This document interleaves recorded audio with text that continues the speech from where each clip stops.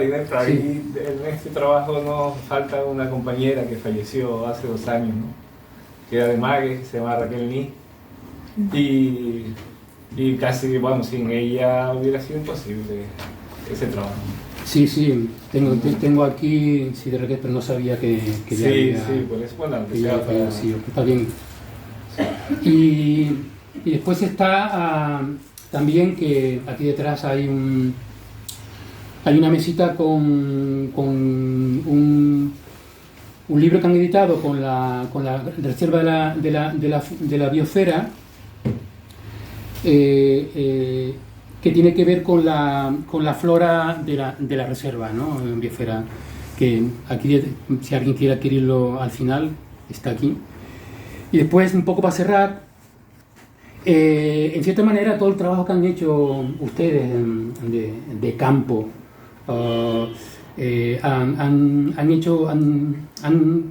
tiene un hilo conductor en todas las islas, que eso es lo que a mí me ha sorprendido, que en Jaime, siendo originario de Chinech, y na Marta de aquí de Lanzarote, han establecido vínculos con todas las islas, y eso a mí, en cierta manera, es hacer país, y además poner en valor el acervo también agrícola, ganadero y forestal, en parte también, ¿no? De todas las islas, y además ponerlo en escrito, en trabajos, que eso es una herencia. En cierta manera están actuando como autoridades de transmisión de un acervo que se hubiera perdido, y en cambio con el conocimiento técnico de ustedes han sido capaces de investigarlo y ponerlo, ¿no?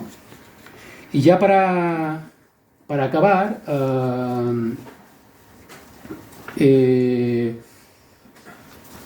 Podemos comentar en relación a dos grupitos de plantas, a los usos medicinales y los usos alimenticios de las plantas. Pero esa parte la vamos a hacer más pequeñita, porque en realidad, como ya están las publicaciones, que después ya les diremos que hay publicaciones como la que comentaba Heriberto, esta publicación se puede descargar de internet, entonces, y esta también, la de la agricultura aquí. Entonces, bueno, pues hemos pensado que es más interesante pues acercarlos a este aspecto de nuestro trabajo que no es tan accesible quizá para ustedes, ¿no? Bueno. Uy. No quiero. Suele pasar esto de la tecnología. ¿Qué le pasa? ¿Lo tienes puesto en PowerPoint? Espera. Ahora. Bueno, primero vamos a empezar, bueno, Jaime me interrumpe cuando él quiera y yo le interrumpo cuando yo quiera. Entonces, bueno, primero vamos a definir un poquito lo que es la etnobotánica, ¿verdad? Bueno, bien. Según el diccionario etnobotánico segoviano, de la etnobotánica segoviana, la etnobotánica, fíjense, es algo tan sencillo, digamos, de definir como esto: disciplina que estudia la relación de las plantas con el ser humano. La definición es sencilla, sin embargo, el desarrollo es un trabajo pues bastante complicado de desarrollar, ¿no? Es la parte de la botánica que aúna la etnografía y las ciencias naturales, las ciencias humanas. Y ya por último, muy interesante, dice: interés en lo aplicado, lo que sirve a la humanidad para mejorarse y mejorar, lo que le rodea, lo que de positivo hay en los conocimientos ancestrales de la planta, lo que se puede rescatar del pasado y las plantas que tienen futuro. Porque a veces nosotros, cuando realizamos estos trabajos, a veces pensamos, ¿por qué hacemos todo esto, no? Es una cuestión de romanticismo, quizás, ¿no? El hablar con la gente, el ver de dónde venimos, el poner en valor ese trabajo que ha estado fuera, digamos, de lo que es la historia oficial, ¿no? Que es el trabajo de nuestros antepasados, de nuestros abuelos, dedicados a la ganadería, a la agricultura, también a la pesca. Pero en realidad no solamente es romanticismo, que ya estaría justificado el hacer los trabajos simplemente pues por eso, porque nos apetece, ¿no? Sino que es un conocimiento práctico, un conocimiento que tiene su proyección en el futuro. Todo este conocimiento que se está perdiendo y que nosotros pues intentamos ir rescatando poquito a poco, pues puede tener una proyección en el futuro, ¿no? Unos usos que desconocemos y que bueno, que no sabemos por dónde los derroteros que tomará esto y que pueden sernos útiles, ¿no? Entonces no solamente es una cuestión de conocer y de rescatar nuestra historia, ¿no? Nuestro acervo cultural, sino que también es una cuestión práctica el rescatar todos estos conocimientos. Me gusta a mí. Esta la va a hablar. Este es casi cualquier foto antigua o no tan antigua que veamos aquí en Canarias o en un campo, pues de ella podemos extraer como un montón de conocimientos, ¿sabes? Cualquier foto es una foto, digamos, etnobotánica, ¿no? Entonces este señor es Leocadio, él es natural, bueno, ya falleció, de un lugar que se llama Fátima, en los Altos de Punta Gorda, ¿no? Entonces aquí empezamos a mirar y vemos aquí estos sonchos, ¿no? Que parecieran silvestres, pero no, son plantados. O sea, son plantados para que cuando llovía o no se podía ir lejos de las casas, pues tener alimento rápido al que acudir. Después vemos, por ejemplo, el cabo de la Sala, tiene una camba, o sea, ya hay para aliviar el trabajo, ¿no? Entonces ya hay una tecnología. Y después, claro, esto no es de cualquier madera, o sea, hay maderas que resulta que porque son muy pesadas, después hay otras que si trabajas te calientan la mano y te salen llagas, ¿no? O sea, también hay una cultura alrededor de lo que es el cabo de la Sala. Y después ya no digamos, pues, la relacionada con las papas o los almendreros, ¿no? Hoy estaba preparando una visita allí en La Palma y en La Palma los agricultores reconocen cerca de 50 variedades de almendras con sus nombres, ¿no? Y bueno, de papas ya ni hablar, ¿no?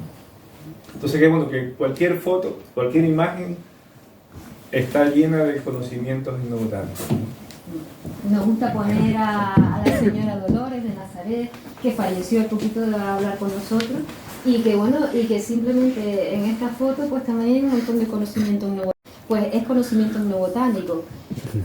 Lo más curioso es que, por ejemplo, el trigo que se utiliza para hacer esta ampleita no es cualquier trigo, es el trigo de la tierra, el trigo de Lanzarote. Los trigos foráneos no se pueden utilizar para hacer esa ampleita, y de hecho son las artesanas de las sombrereras, las que han mantenido la variedad de trigo de la tierra, ya prácticamente desaparecida. Entonces vemos como también en esos utensilios, en esta imagen, ¿no? Pues está llena de etnobotánica. Pues tenemos el uso de la palma también para realizar pues la sombrera, ¿no? Y otro conocimiento que bueno, que tenemos que guardar. Todo lo que está relacionado simplemente con lo que es la elaboración de la ampleita para hacer la sombrera o la ampleita para hacer el trenzado este de trigo, eso es una charla entera. Porque aquí esta vez no se puede coger la palma de cualquier manera, ni cualquier palma, ni cualquier momento. Sí. O sea que son unos conocimientos en un mundo, ¿no? Bueno, dentro de lo que decíamos, bueno, dentro de esa relación entre las personas, ¿no? Y el mundo vegetal, pues cuáles son los principales usos que le damos a las plantas. Pues los básicos, lo que más conocemos todos, pues es lo que le da de comer a los animales y lo que cura a los animales, y lo que nos da de comer a nosotros y nos cura a nosotros, ¿no? Tenemos los usos medicinales y veterinarios, y los usos forrajeros y los alimenticios. Eso es como un poco lo más conocido. Pero las plantas tienen múltiples usos. En el pasado, pues el uso combustible fue fundamental, ¿no? No se podía cocinar si no había leña, y más en una isla como esta, pues requirió, pues bueno, un conocimiento bastante amplio. El uso de las herramientas, la fabricación de herramientas, como decía Jaime, desde los cabos de las herramientas a la propia herramienta en sí. Las fibras vegetales para poder hacer todos los tejidos. Las plantas para berruntar, porque claro, hoy tenemos el telediario y vemos si viene un temporal ahora, dentro de 2 o 3 días, pero la gente también tenía que tener sus estrategias para saber los tiempos que venían, ¿no? Y ellos tenían pues un conocimiento pues en base a la observación de las plantas, generado a lo largo de siglos, ¿no? Siglos de observación, que les ayudaba pues a predecir los tiempos. Como decía, dentro de los usos no podemos olvidar el aprovechamiento agrícola, también todo lo que tiene que ver con las especies que nos sirven de alimentación, ¿no? Las especies agrícolas entra dentro del campo de la etnobotánica. Pues la diversidad de semillas, cómo se preparan los productos agrícolas, cómo se cultivan, es decir, todo ese campo también entra dentro de lo que es la etnobotánica, todo eso es conocimiento etnobotánico. Sí, que es lo que nosotros llamamos a veces la ecología de los cultivos. O sea, tú, por ejemplo, en una isla compleja, ¿no?, como La Palma, el que se siembra en la costa, que se siembra en la cumbre, una vez que estás en la cumbre, cómo se suceden los cultivos ahí, por ejemplo, si se quemaba el monte, después se ponía una cosecha, qué cosecha se ponía, o sea, todo ese tipo de cosas es lo que llamamos nosotros ecología de los cultivos, y quizás es una parte del conocimiento que fue, digamos, los comienzos nuestros, ¿no?, el recoger todas esas técnicas de cultivo por más o menos sobre el 94, 95 empezamos, porque veíamos que claro, que ya la gente se iba, ¿no? Pero claro, pronto nos dimos cuenta de que las semillas en sí, las variedades de cultivo en sí, o sea, variedades de papa, variedades de batata, trigo, legumbres, estaban ya en trance de desaparecer. Entonces casi como que aparcamos lo otro y nos dedicamos con mucha fuerza a recoger todo este tipo de semillas y los conocimientos asociados a ellas, ¿no? Pero la parte de las técnicas de cultivo la dejamos un poquito aparte y ahora casi que también nos medio arrepentimos de eso, ¿no? Y es en este momento, haciendo todo este tipo de trabajo, además, donde nos damos cuenta del enorme conocimiento que tiene la gente sobre las especies silvestres, sobre los usos de las especies silvestres. Entonces, casi que al principio le dimos más importancia a la recolección de las variedades antiguas de cultivo, de esta isla y de otras, pero paralelamente íbamos ya empezando a indagar sobre el uso de las especies, aunque después ya hicimos proyectos específicos sobre ellas, pero ya hace 20 y pico años es cuando ya empiezan a aparecer en medio de las entrevistas que hacíamos en relación a los cultivos, pues ese conocimiento en torno a las especies silvestres. A mí empezó antes que yo, a mí empezó desde el año 95, yo me incorporé ya más tarde, pero ¿qué es lo que encontramos ya en el año 95? Pues bueno, nos encontramos con que había un desarraigo de los herederos naturales, es decir, las personas que tenían que ser las receptoras de la información que se había acumulado durante siglos en los campos, pues estaban ya desvinculadas de los campos. La dinámica económica de las islas pues no favoreció que pues este niño y aquel niño de allí pues se dedicaran a la labor agrícola, aunque físicamente a lo mejor vivían en el campo, pero ya culturalmente no estaban vinculados sus profesiones a ellos. De hecho, los dos niños son mecánicos muy buenos. En el año 94 que habían piezas del puzzle a las que no íbamos a acceder. Y ahora ya no hay piezas del puzzle. O sea, ya no tenemos piezas del puzzle. Pueden haber otras piezas, pero no son las nuestras, ¿no? Entonces, otros investigadores que quieran empezar a lo mejor hoy pueden armar su puzzle con otras piezas. Yo he visto, por ejemplo, investigadores en Gran Canaria hablando de etnobotánica y entrevistando a David Bramwell. ¿Sabes? Él va a armar otro puzzle con otras piezas, pero las nuestras son estas, ¿no? O fueron estas.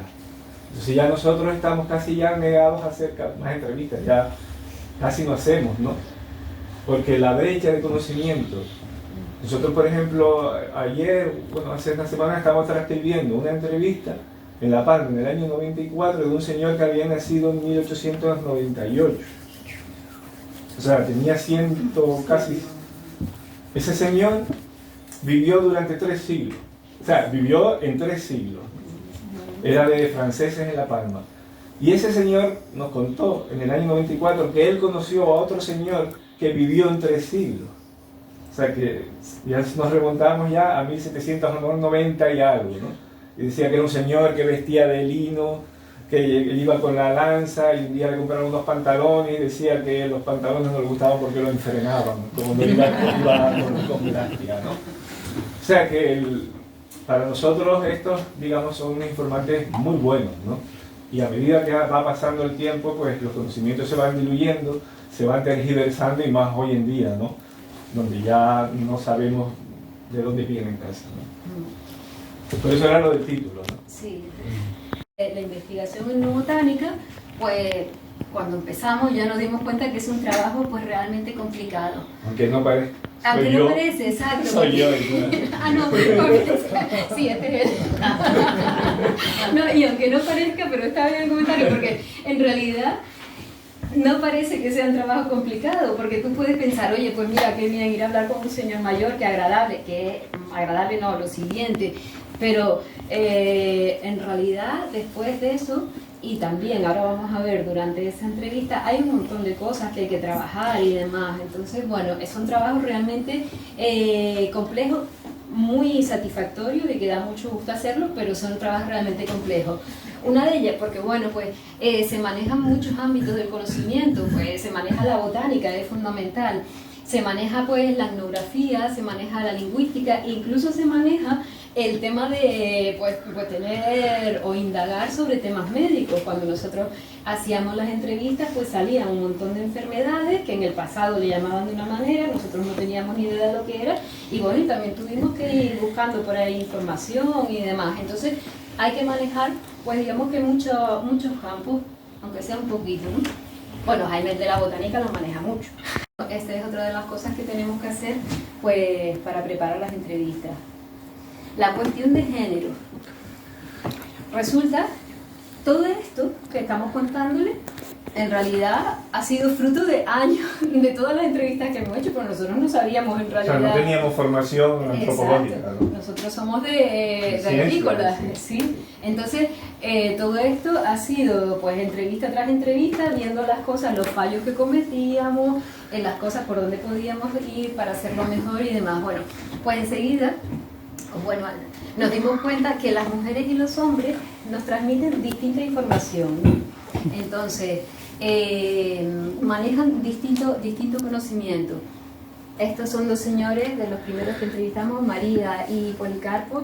Bueno, una gente, una pasada. Policarpo murió en la primera entrevista que hicimos de las hierbas, después ya falleció. Después de 4 horas de entrevista. Sí, pero, no, a Policarpo lo entrevistamos para este trabajo y fue una pasada. Claro, a veces uno en el ansia de saber, pero no, murió mucho tiempo después. Bueno, ¿qué nos transmiten los hombres? Pues los hombres suelen transmitir información en relación al manejo de los cultivos, ¿no? A cómo se planta, a las labores que tenemos que hacer previas, las aradas, los barrechos, las fábricas, todo ese tipo de manejo de campo, ¿no? Y también, en el caso de las especies silvestres, pues nos hablan sobre todo de todo lo que tiene que ver con el pastoreo y con el ganado. Pues las hierbas que son lecheras, las tóxicas, veterinarias, ese es el conocimiento que dan. Algo que también hemos aprendido con el tiempo, que por ejemplo a una mujer, digamos, le es fácil acceder tanto a hombres como a mujeres. Esa es nuestra experiencia. Muchas veces íbamos Raquel y yo, otras íbamos Jaime y yo, pero cuando íbamos nosotras es fácil acceder tanto al conocimiento que tienen los hombres como las mujeres, como que inspiramos confianza y no hay problema ninguno. En las mujeres, pues las mujeres trabajan mucho con las semillas, entonces los aspectos que nos manifestaban eran todo lo que tenía que ver con la diversidad, porque las mujeres seleccionan las semillas pues para hacer la comida, ¿no? Está separando ahí, o seleccionan la semilla para cultivarla, entonces tienen un mayor conocimiento, digamos, a lo que es la variedad de los cultivos, y sobre todo, en el caso de las hierbas, al uso medicinal de las hierbas.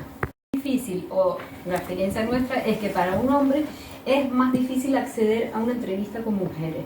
Las mujeres se cohíben, ¿no? Sobre todo cuando van a hablar del tema de las plantas medicinales, pues tienen más reticencia a hablar con un chico que sea con una mujer. Entonces, siempre es importante, y esto lo aprendimos, bueno, siempre hemos trabajado juntos, ¿no? Pero con el tiempo que en los equipos tiene que haber hombres y tiene que haber mujeres. Fíjense como a veces un fallo que tienen los trabajos etnobotánicos, Que son amigos nuestros, ¿sabes? sí, estos son amigos nuestros. Pero bueno, vamos a introducirlo. Esta es, bueno, nosotros estamos hablando, ¿no?, de una metodología. Entonces, si ustedes quieren contrastar la forma de exponer los trabajos, ¿no? La metodología básicamente es la misma en casi todos, ¿no? Pero la forma de exponer los resultados es distinta, ¿no? Entonces, bueno, esta es la tesis de un compañero que se llama Arnoldo Álvarez. La tesis no está publicada, pero se puede bajar de de internet, que después ya si quieren la ven, y después aquí el trabajo nuestro, ¿no? de Lanzarote, y aquí hay un trabajo que es interesantísimo, lo comentamos. que el trabajo es muy bueno en sí, es muy bueno, lo hizo una mujer en la zona de Trás-os-Montes en Portugal, ¿no? Es muy interesante porque hay muchos nombres de hierbas similares a los de Canarias, incluso usos, ¿no? Pero de esta mujer pasaron los informantes masculinos de ella, ¿no? O sea, la obviaron, ¿no? Entonces ella hace una lectura un poco ahora la vimos. pero el libro es ejemplo, estupendo. en el trabajo de Arnoldo, que es el compañero claro, él nada más que pudo acceder a un 34% de las mujeres. El conocimiento, él pone esta frase, ¿no? Como los pastores y ganaderos son los que tienen un conocimiento significativamente superior.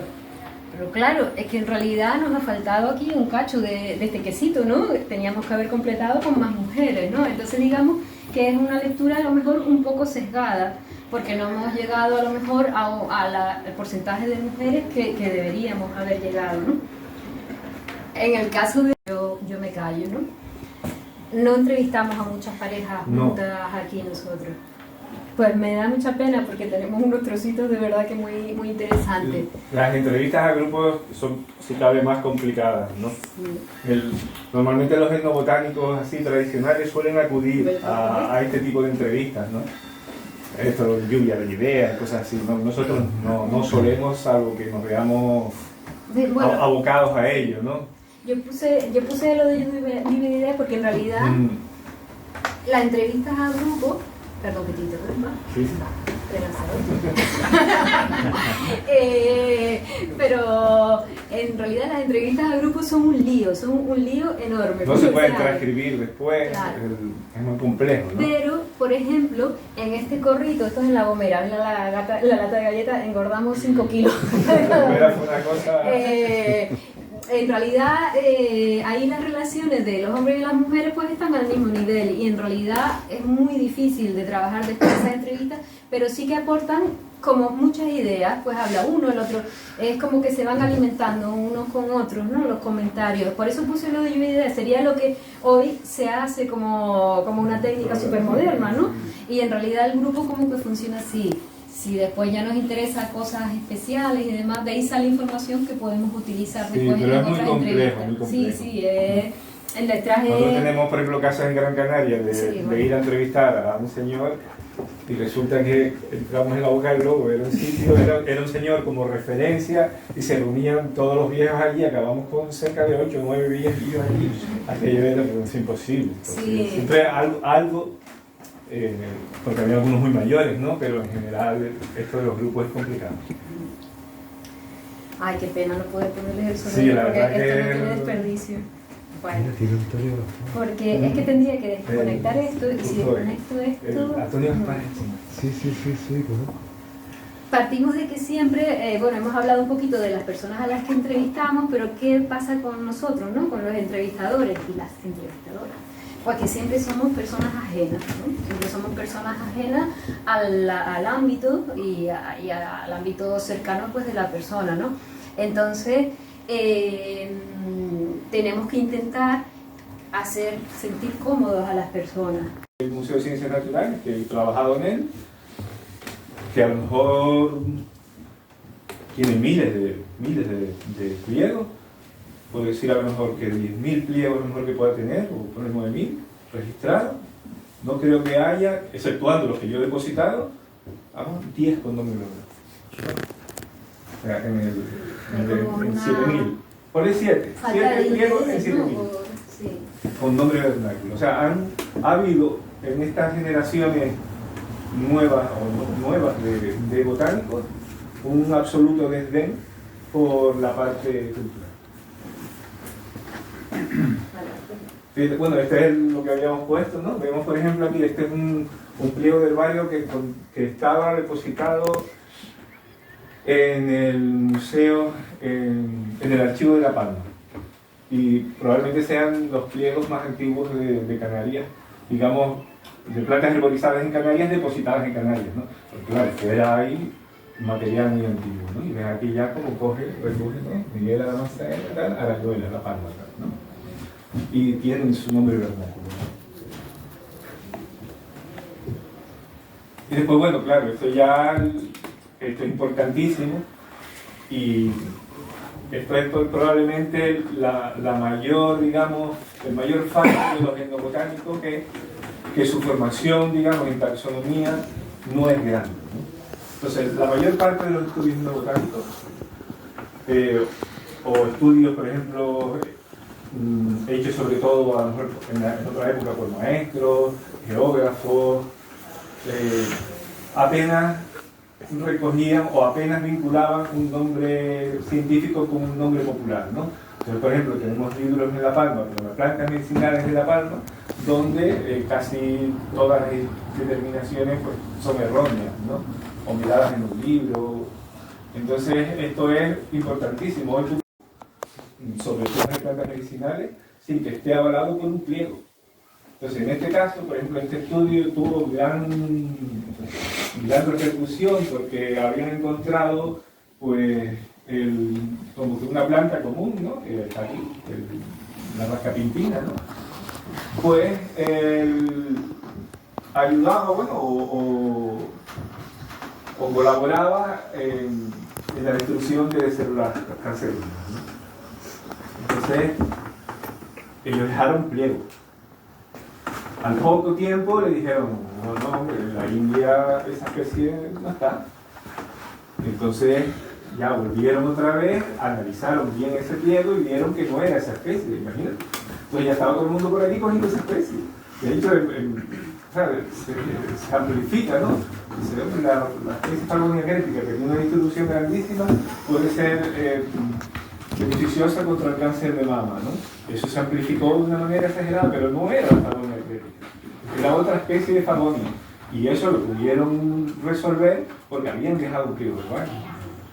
Y después ya ellos corrigen. La corrección. La corrección.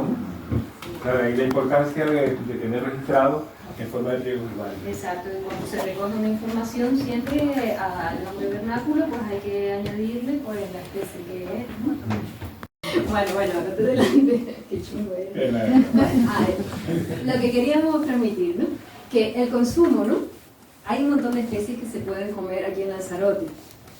Hay que saber lo que se come y contrastar la información. Si ustedes van a internet, hay un montón de cosas que dice que se puede comer, pero que hay que tener un montón de cuidado. Ahora vamos a poner un ejemplo, y esto es un poco una reflexión para que no vayamos ahí y nos quedemos con la primera información que veamos, porque realmente puede ser peligroso, ¿no? Entonces, cuando tengamos esa ansia de consumir algo como una hierba o de utilizar una hierba con usos medicinales, pues siempre tendremos que contrastar la información, ¿no? Con artículos científicos, no con Wikipedia, que supongo que ustedes eso pues ya no lo hacen, ¿no? Pero bueno, con artículos científicos, y también pues con su médico también se puede consultar, ¿no? Cualquiera. Precioso. No todas las fuentes son válidas. Entonces, miren, le vamos a poner el ejemplo de una planta, ¿no? Del tajosero. ¿Habla? Bueno, mira, esto parte el tajosero, o sea, que es un endemismo, ¿no? El endemismo Lanzarote.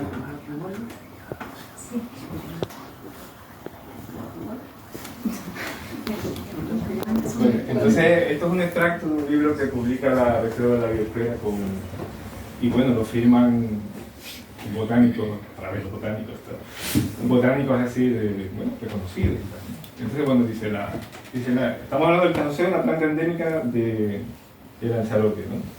En las fuentes documentales, incluso cuando tú hablas con personas en las otras islas, en La Palma, Lanzarote y Fuerteventura es único, ¿no? Una cosa única, la gente no sabe ni dónde está Lanzarote ni Fuerteventura y siempre lo trata como igual, ¿no? Entonces en el siglo pasado pues parecía también, ¿no? Entonces a veces ubican una planta en Lanzarote que es de Fuerteventura y al revés, ¿no?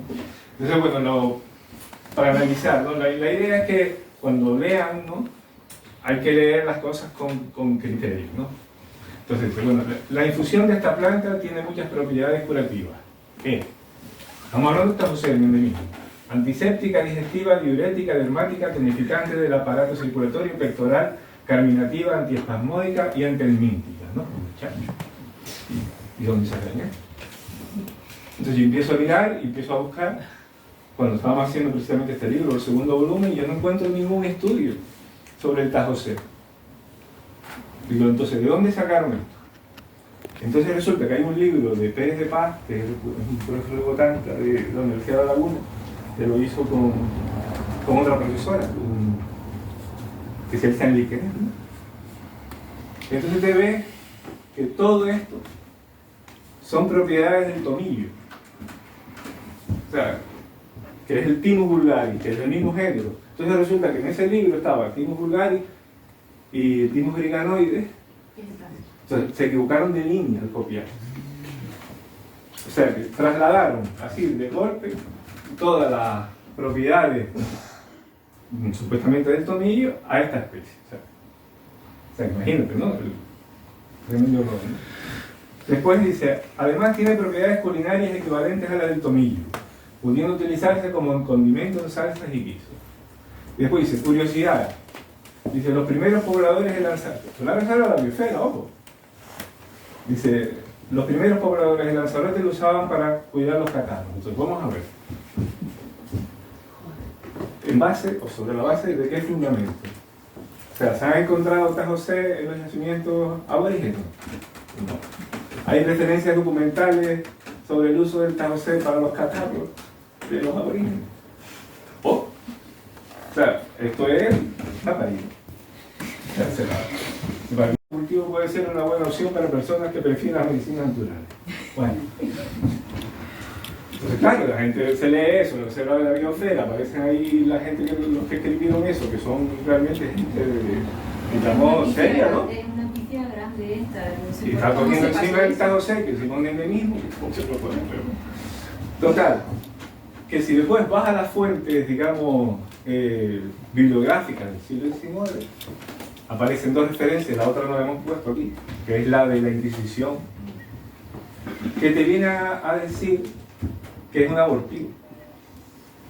Que es un abortivo y que es, por ejemplo, los timus, por ejemplo, casi todo lo que es el mentapoleo cuando una mujer está embarazada, una de las cosas que dicen es que no tome infusiones de las labiadas, ¿no? Bueno, entonces, bueno, con estudios recientes en Etiopía, donde existe otra especie de timus endémica, pues dice, se ha usado tradicionalmente fumigaciones vaginales para control de la fertilidad. Después, ensayos experimentales llevados a cabo en ratas de laboratorio mostraron que dicha especie, además de promover las contracciones del útero, actuaba negativamente sobre el proceso, o sea, realmente no de implantación, o sea, realmente es como si fuera una píldora del día después, no es un abortivo en sí, sino lo que va a impedir es la placentación. Entonces, claro, aparte de nacido aquí,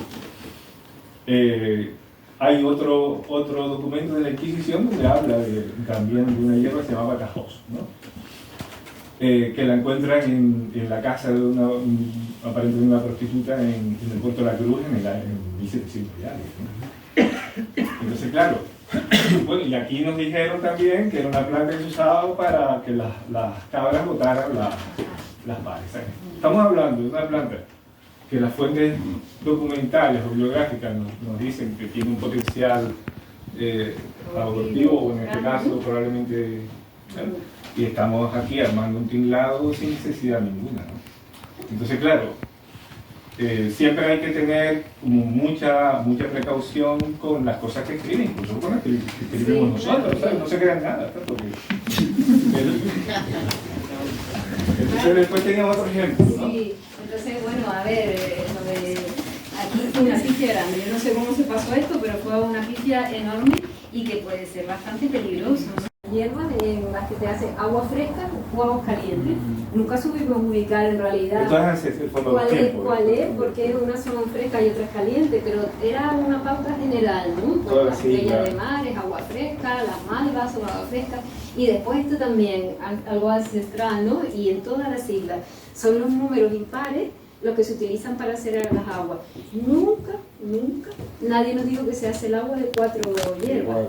Son de 3, o de 7, o de 5, pero nunca se utilizan 2 o 4. Tanto es así, fíjense que yo cuando voy a comprar naranjas y todo, cojo un número impar. No sé si me quedo, vamos, la bolsa llena de naranjas y yo le meto la naranja 11. Porque me quedé con el tema del número impar. Porque es una pauta general en todas las islas. Bueno, aquí poníamos un listado de todos los usos que sí, eso no lo vamos a ver. Pero sí queremos hacerles el apunte de esta parte porque es muy interesante, porque hay otro de estos ejemplos que estamos poniendo que hay que tener cuidadito, ¿no? Bueno, sí, bueno, no, el tema de las abortivas, pues bueno, hay lugares y núcleos familiares que evidentemente no las usaban y no las conocían porque estaban al límite de la capacidad reproductiva de las mujeres, ¿no? Hay estudios sobre eso, ¿no? Pero bueno, en otros lugares pues sí se usaban, ¿no? Como abortivas, ¿no? Sí, pero bueno, también son hierbas que se utilizan claro, para un aliviar doble propósito, ¿no? Sí, el dolor menstrual, en el momento del parto, también en el momento del parto de los animales, hay hierbas que se le dan al animal pues, para ayudar a botar la placenta, ¿no? Y ellos saben, la gente sabía. Exacto, y después hay hierbas que se utilizaban, estas que valían, digamos, para aliviar los dolores menstruales, pues normalmente también estaban asociadas al uso abortivo. Cuando hacemos las entrevistas, pues esto es un tema súper delicado que hay que tratar con mucho cuidado y es muy difícil que salga, pero sí que ha salido en ocasiones. Sí sabía Sí. que también tenía ese potencial abortivo.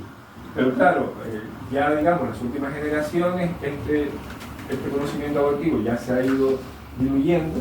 Eso no significa que la planta no deje de tenerlo, ¿no? Sino que ya las nuevas generaciones ya no tienen ese conocimiento, ¿no? Entonces ya la muley, digamos que se sigue empleando como estomático cuando la gente pues, come mucho, o un asadero y eso, ¿no? Pero claro, el otro potencial lo tiene. Sí, de hecho es una de las hierbas que se utiliza para darle a las cabras una vez que paren, el amulete. Sí, para que bote la placenta. Sí, y fíjense como, fíjense este trocito, ¿no? Es sobre la señora la curandera de aquí de la villa. Bueno, nosotros nos contaron que tú llevabas al niño, ¿no? Enfermo y te mandaban pues un poquito de agua de amuley. La amuley lo tenían ellas y no les dabas, decían que solamente les daban una ramita, no te daban más de la cuenta porque estaba mal visto, ¿no? No te iban a dar una hierba que fuera abortiva, entonces te daban, digamos, que la ramita para tú hacerle el agua al niño, no te daban más. Y estaba relacionado eso porque era una hierba que se podía utilizar como es lo que también. comentaba la señora Juana en las casitas, ¿no? Y bueno, y ahora ya sí que esta es... Bueno, esta es compleja. Pero es un caso, es que el otro día tuvimos que ponerlo porque el otro día vimos una barbaridad de esto también. Esto es relativamente, todas las fuentes documentales y bibliográficas aluden a que esta especie tiene un potencial abortivo, ¿no? Aquí, bueno, lo recoge Pallarés en sus cuadernos, ¿no? Dice, gente de la vuelta abajo encargaban a los que iban a pasar temporada en el salvaje, se refiere, ¿no? Que le trajeran plantas de estas que se usaban entonces para abortar, ¿no? Y después, por ejemplo, el Cura Alfonso, 1884-1901, ¿no? Que también es esa zonas de Tenerife la llaman servilleta, ¿no? Dice, prácticas de la mujer para no ser fecundada, ¿no? Dice, con muchas, ¿no? Dice, cuarta, dice, hacer uso del cocimiento de la hierba alquítara o bien de la hierba servilleta o chuparla de raíz, ¿no?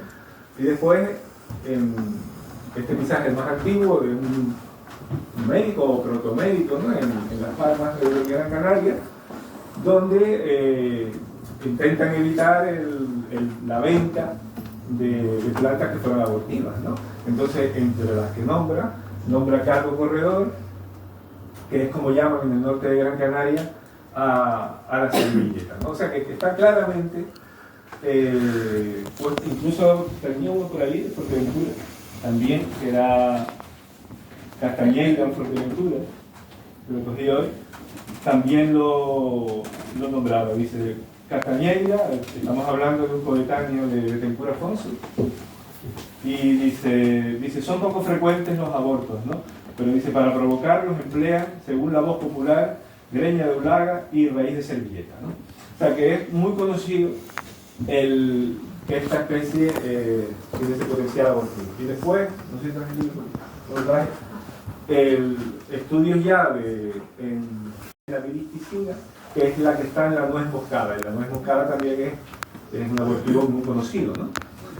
Entonces ha habido como un traslado del Crinum maritimum, que es una especie muy extendida a nivel del Mediterráneo, que es una especie que desde siglos atrás se usa en encurtimientos, las hojas, y se ha trasladado los usos de esta especie, el uso sobre todo comestible, al anterior, a la lechuga de mar.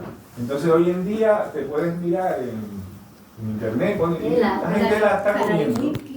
El wiki, ya no hay wiki.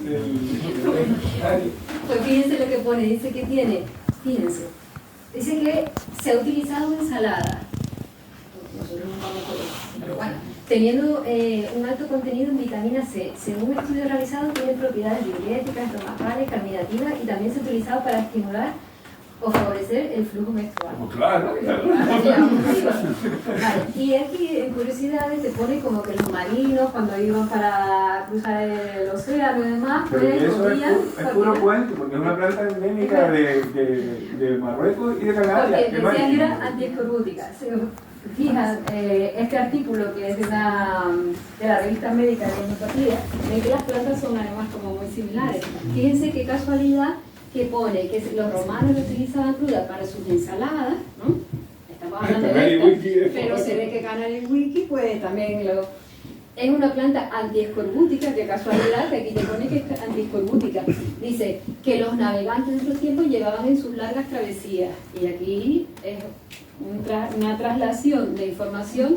Sus hojas tiernas se consumen en ensalada, entonces están trasladando esta información. Estás poniendo en la Canary Wiki y te están diciendo que te hagas una ensalada de servilletas, pues resulta que es una planta con un potencial abortivo. Bueno, igual no pasa nada, pero claro, igual no se lo achacas a la... No, yo no te digo que sea buena, claro, que es buena. Así que un poco ponen la información alegremente, porque realmente las hierbas no son inocuas, ¿no? Entonces, bueno, la gente tenía un conocimiento ancestral de eso. De hecho, el isoplex, dice la señora, es que antes no lo usaban. Si no lo usaban sería ¿no? Porque probar seguro que lo probaron. Pero claro, ellos tenían ese conocimiento, pero ahora que ya ese conocimiento ya se quedó, no se ha trasladado, pues no podemos utilizar alegremente las hierbas sin tener una información contrastada. Y como estoy un bizcocho, así que acabamos.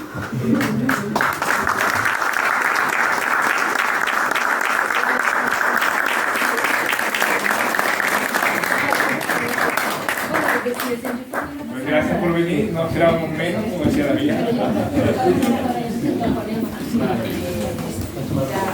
Sí, una pequeña cosa ahora al salir a Leonesa que tocar de ese bol de Hable, que está la guía Flora Cultural de Lanzarote, pues alguien quiere adquirirlo, y también esto si quieren firmarlo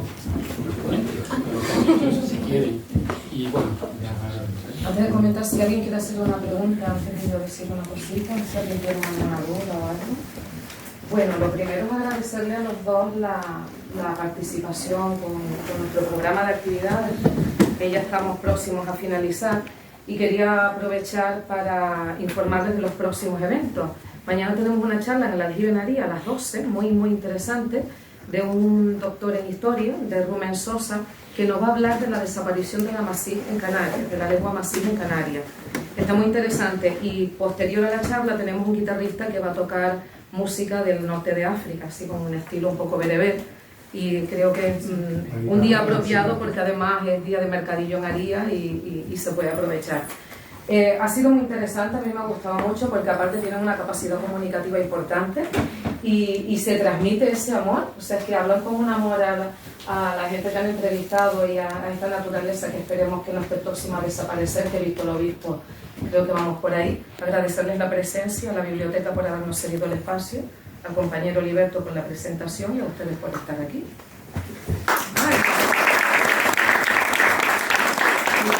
El día 16 tenemos la presentación de un libro en en la biblioteca de Recife el viernes por la tarde, sacaremos el cartel próximamente. Y tenemos 2 libros que están prácticamente para finalizar ya, están en maquetación y demás en Tenerife. Ha costado mucho sacarlos porque son 2 libros de una paleontóloga y están siendo traducidos del francés al español. Antropóloga. Y los presentaremos el año que viene, a ver si conseguimos otra subvención. Y nada, queríamos tener un detallito con ustedes. Pero no puedo Sí. decirle una cosa que me olvidé. Sí. Mira, estos 2 libros interesados los pueden buscar en internet, en la página de Sergei, ¿no? Y pueden descargarlos libremente para consultarlos. De este libro hay una segunda edición. Si van a descargarlos, descarguen la segunda edición porque está muy completa y está mejor. Entonces, qué bueno que si les interesa el tema, que puedan descargarlo libremente. De Pueblo Mágico, como somos unos aduladores, y Eso va a estar tenemos la muy primera bien. experiencia con ellos, yo creo que deberíamos de darles el coñazo para que vengan otra vez, pero para pasear por el campo. Ah, Y sí, una parte sí, así más práctica estaría bien. Y bueno, le queremos dar este detalle que es un poco a mí me lo he soltado. Si se pudiera a la mitad, no se quedan que No, ya ahora, después de 20 años, no creo. Y nada, Gracias. Bueno, pues agradecerles la muchas gracias asistencia. y gracias a ustedes.